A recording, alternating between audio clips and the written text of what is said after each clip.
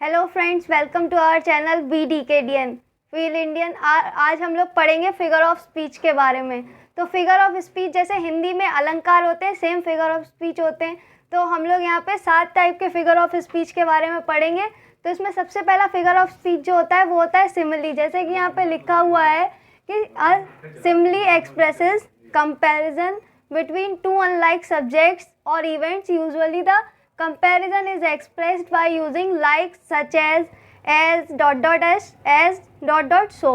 तो यहाँ पे जो हम लोग कंपैरिजन करेंगे साथ में ये वर्ड्स दिए होंगे like such as just as dot dot as और so dot dot as।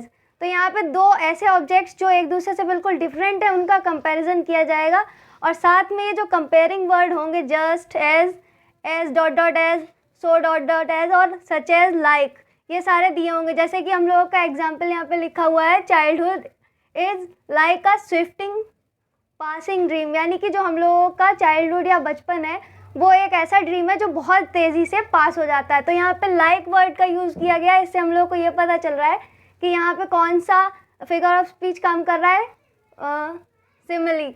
उसके बाद जो अगला है वो होता है इसी के जैसा, मगर यहाँ पे जो है कंपैरिजन वर्ड नहीं दिए गए होते, जिसका नाम है मेटाफर। अब इसकी डेफिनेशन क्या है, in metaphor two things are compared between the word of comparison are not given.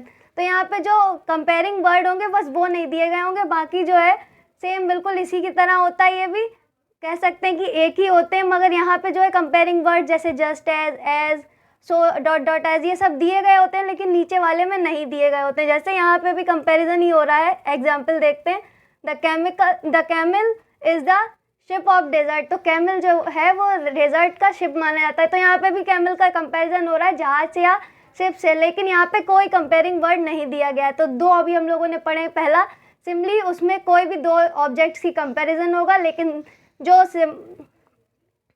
जो कंपेयरिंग वर्ड होंगे वो दिए गए होंगे। लेकिन जब मेटाफर में देखेंगे तो उसमें भी कंपैरिजन हो रहा है, लेकिन जो कंपेयरिंग वर्ड होंगे वो नहीं दिए गए होंगे। उसके बाद जो तीसरा है वो है पर्सोनिफिकेशन। नाम से ही पता चल रहा है कि इसमें किसी भी इंसान के थ्रू कंपैरिजन किया जाएगा। तो इसमें दिया गया है कि lifeless objects and abstract ideas are thought as a living thing. जैसे कि एग्जाम्पल में दिया गया है कि experience is the best teacher.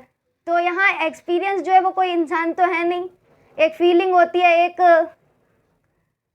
होती है, जिससे हम लोग को यहाँ पे कंपेयर कर रहे हैं एक लिविंग थिंग से, जैसे कि टीचर से। तो यहाँ पे कोई भी नॉन लिविंग थिंग का कंपैरिजन जब एक लिविंग थिंग से किया जाएगा तो उसे पर्सोनिफिकेशन कहेंगे। जैसे कि एग्जांपल यहाँ है experience is the best teacher. और उसके बाद अगला जो है वो है एपोस्ट्रॉफी। एपोस्ट्रॉफी में क्या होता है कि एक डेड पर्सन की किसी लाइफलेस ऑब्जेक्ट से या लिविंग थिंग से कंपैरिजन करते हैं। सेम बिल्कुल ऊपर वाला होता है, ये सारे पेयर में चलते हैं, जैसे कि ये दोनों और ये जो एपोस्ट्रॉफी और पर्सोनिफिकेशन है ये भी। लेकिन जो एपोस्ट्रॉफी होता है उसमें मार्क ऑफ एक्सक्लेमेशन का यूज़ होता है, बस ये इसकी पहचान है। और अगर एपोस्ट्रॉफी जो कहीं भी आ जाता है किसी भी पेपर में तो हम लोगों को सारे फिगर ऑफ स्पीच छांटने में दिक्कत हो सकती है। इसे छांटने में बिल्कुल नहीं होगी, क्योंकि यहाँ पे जो है दिया गया है कि मार्क ऑफ एक्सक्लेमेशन दिया जाएगा। तो आप सातों में सबसे अलग और सबसे यूनिक पहचान होती है कि जहाँ मार्क ऑफ एक्सक्लेमेशन दिखेगा वहाँ एपोस्ट्रॉफी होगा। जैसे एग्जाम्पल है ओ जूलियट सीजर दो आर माइटी एट। तो यहाँ पे किसी को संबोधित किया जा रहा है, जूलियट सीजर किसी का नाम है और साथ में मार्क ऑफ एक्सक्लेमेशन दिया गया है।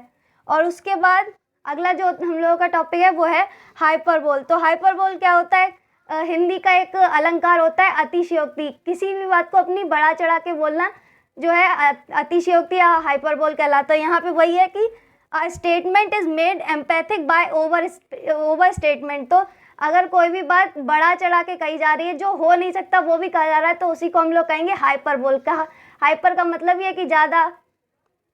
तो जो एग्जाम्पल है इसका वो है सी बेप्स ओशियन ऑफ टीयर्स, यानी कि वो इतना रोई कि जो है बाढ़ आ गई या समुद्र बह गए।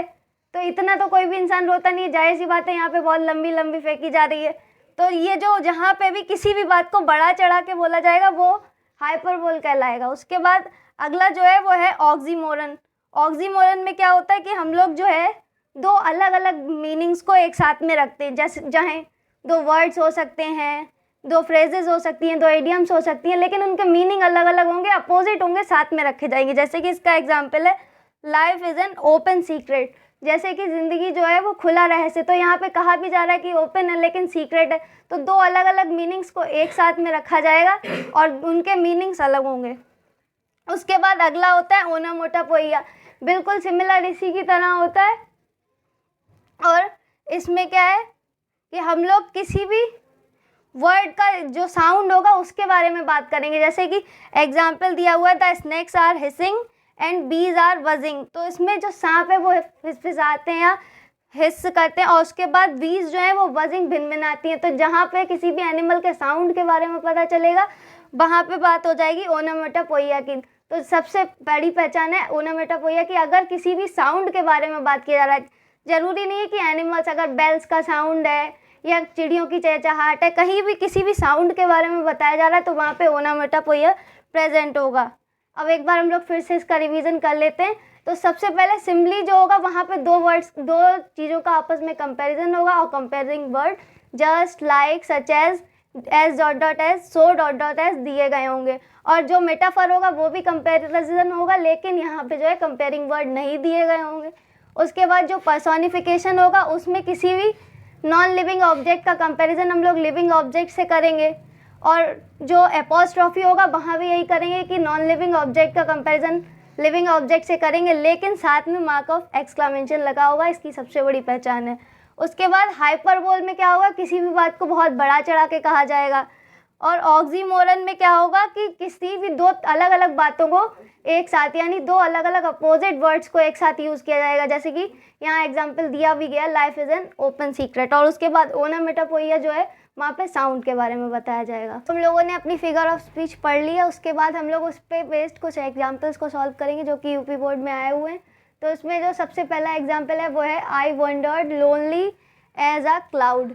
तो यहाँ पे एज जो है कंपेयरिंग वर्ड दिया गया है, यानी कि सबसे पहला वाला जो हम लोगों ने पढ़ा था सिमिली, यहाँ पे वो वाला फिगर ऑफ स्पीच काम करेगा। तो यहाँ पे लिखा हुआ है I wandered lonely as a cloud, तो एज के साथ में सिमिली आ जाएगा। उसके बाद दूसरा पॉइंट जो है वो है opportunity knocks the door at once. तो अपॉर्चुनिटी जो है वो कोई इंसान तो है नहीं, एक कोई अफसर है, मतलब हिंदी में इसका मीनिंग होता है अफसर। तो ये एक फीलिंग है या कोई भी बर्ड है, सिर्फ ये कोई भी इंसान नहीं है, लेकिन इसका कंपैरिजन एक इंसान के थ्रू किया जा रहा है। तो यहाँ पे इसे ये जो फिगर ऑफ स्पीच होगी ये पर्सोनिफिकेशन कहलाएगी। उसके बाद अगला जो था, सबसे पहले तो यहाँ पे दिख गया है हम लोगों को मार्क ऑफ एक्सक्लेमेशन है, तो छांटने की ज़रूरत ही नहीं कि ये एपोस्ट्रॉफी है, पहले से ही पता है। लेकिन यहाँ पे भी किसी नॉन लिविंग थिंग का कंपैरिजन हम लोग किसी एक ऐसी थिंग से कर रहे हैं जो कि लिविंग है या किसी एब्स्ट्रैक्ट आइडिया से कर रहे हैं। तो यहाँ पे लिखा हुआ है O death where is thy दाई स्ट्रिंग। तो यहाँ पे जो मृत्यु है उसकी कंपैरिजन किया जा रहा है कि हम लोग जो है कैसे देखें कि कैसे भी किसी को जो है मृत्यु बहुत आसानी से उसके पास आ गई। तो यहाँ पे डेथ जो है वो पहली बात तो नॉन लिविंग है या वर्ड है एक, और मार्क ऑफ एक्सक्लेमेशन लगा हुआ है, तो दोनों प्रॉपर्टीज़ काम कर रही हैं।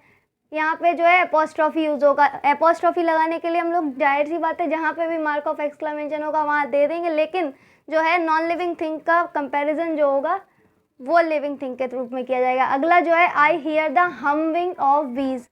फिर से यहाँ पे साउंड की बात हो रही है, और भी हम लोगों ने पढ़ा था कि साउंड जहाँ पे भी आएगा वहाँ पे कौन सा फिगर ऑफ स्पीच होगा, ओनामोटोपोइया। तो यहाँ पे जो है फिगर ऑफ स्पीच होगा ओनामोटोपोइया। उस फिफ्थ पॉइंट है, इसमें लिखा हुआ है he is regularly irregular in the class. तो यहाँ पे जो रेगुलरली है उसका मतलब है हमेशा, और इरेगुलर का मतलब है कि कभी नहीं। तो वो हमेशा क्लास में कभी नहीं प्रेजेंट रहता है। यहाँ पे दो अलग अलग मीनिंग से यूज़ हो रहा है। तो यहाँ पे जो है ऑक्सीमोरन का यूज़ हो रहा है। फिगर ऑफ स्पीच यहाँ ऑक्सीमोरन वर्क करेगा। उसके बाद अगला है सोर्ड्स क्लेंड एंड गन्स बूम्ड।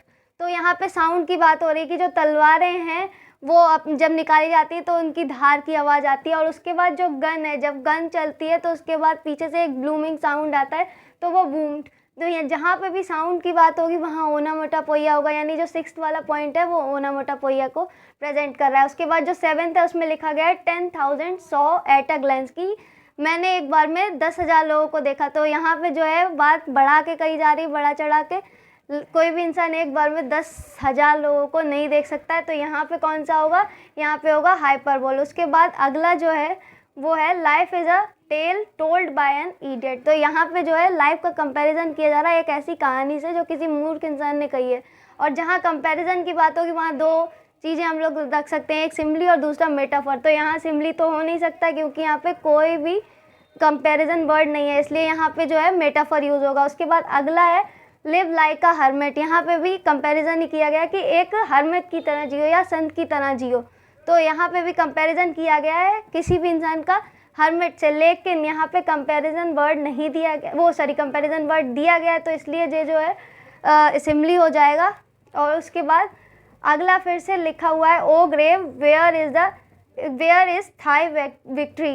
तो जहाँ पे मार्क ऑफ एक्सक्लेमेशन आ जाएगा वहाँ एपोस्ट्रॉफी रहेगा। उसके बाद अगला जो है उसमें लिखा हुआ है reverse of blood flowed in the battle, की बाहर गंगा खून की नदियाँ किसी युद्ध में किसी बैटल फील्ड में या युद्ध भूमि में बह गई। तो ऐसा होता नहीं है, ये भी बात बढ़ा चढ़ा के कही जा रही है, इस वजह से यहाँ पे भी जो है हाइपरबोल यूज़ होगा। उसके बाद अगला है he is the star of the family, कि वो अपने परिवार में बहुत अच्छा इंसान है या अपने परिवार का तारा है। तो यहाँ पे भी किसी भी इंसान का कंपैरिजन हो रहा है लेकिन कंपेयरिंग वर्ड नहीं दिया गया, इसलिए यहाँ पे जो है हम लोग यूज़ करेंगे मेटाफर का। आपको ये सारे वर्ड समझ में आ गए होंगे आई होप। चलिए मिलते हैं अगले वीडियो में।